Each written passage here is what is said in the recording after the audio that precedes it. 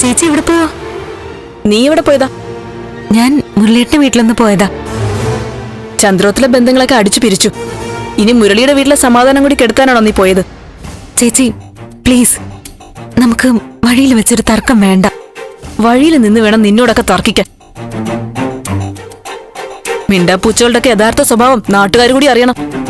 ചേച്ചി ഞാൻ പറഞ്ഞു, ചേച്ചി എന്നെ എന്തൊക്കെ കുറ്റപ്പെടുത്തിയാലും ഞാൻ തിരിച്ചൊന്നും പറയില്ലെന്ന്. എന്റെ മനസ്സില് ചേച്ചിക്ക് അത്ര വലിയ സ്ഥാനോ? ആണോ? ഈശ്വര, ഞാൻ രക്ഷപ്പെട്ടു. ഇനി എനിക്ക് എന്ത് വേണം?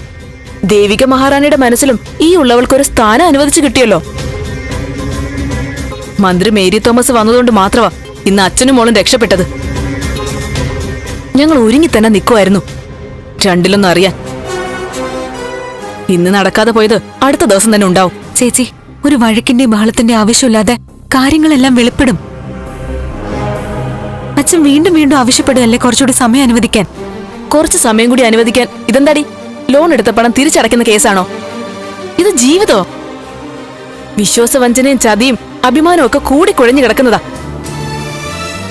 പിതൃത്വവും മാതൃത്വവും ഒക്കെ തെളിയിക്കേണ്ട കാര്യമാ. അതിനാണോ കുറച്ച് സമയം കൂടി കേൾക്കുന്നത് അല്ലേ? ഒരു നിമിഷം കൂടി നീട്ടാതെ ഒക്കെ പറയേണ്ടതിന് പകരം അച്ഛന്റെ കൂടെ കൂടി നീയും മറ്റുള്ളവരെ പറ്റിക്കുന്നു.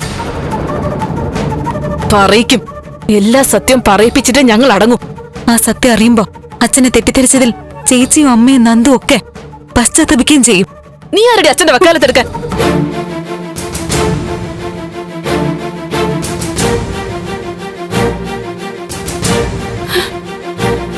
തല്ലിക്കോ ചേച്ചി.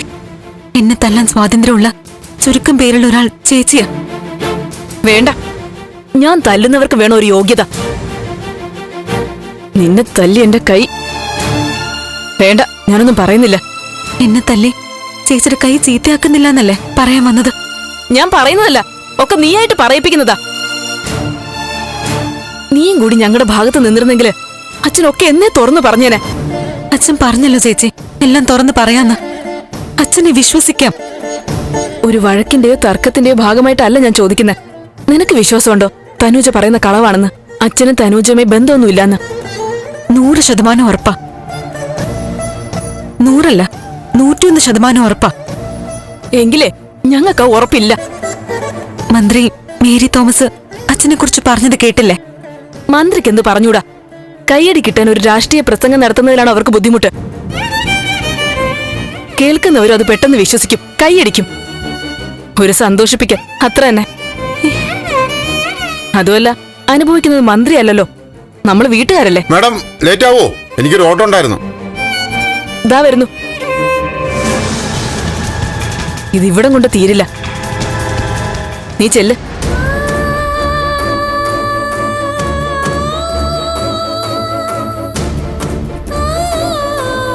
ഫ്ലവേഴ്സ് സ്മാർട്ട് ഷോ ശനി ഞായർ ദിവസങ്ങളിൽ രാത്രി 9:30 ഫ്ലവേഴ്സിൽ.